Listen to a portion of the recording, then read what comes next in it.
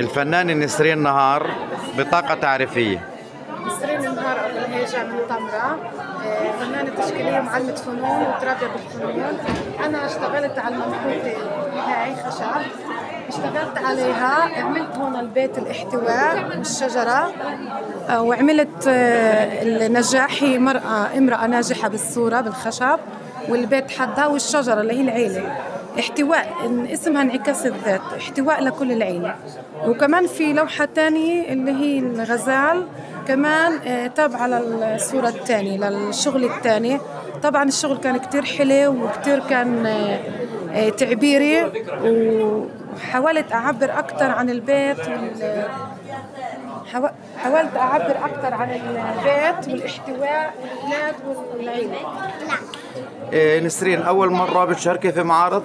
لا، أنا معارض دايما بشارك، بس هاي أول مرة بشترك بمنحوتات خشبية أو شغل يعني اللي أكتر منحوتات خشب.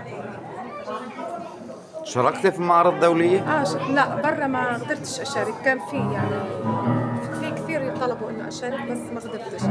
بس اشتركت بمعارض كثير يعني بعكا، بحيفا، بزركشة، بسخنين، كثير معارض كان عندي. كلمة عبر موقع كنوز نت.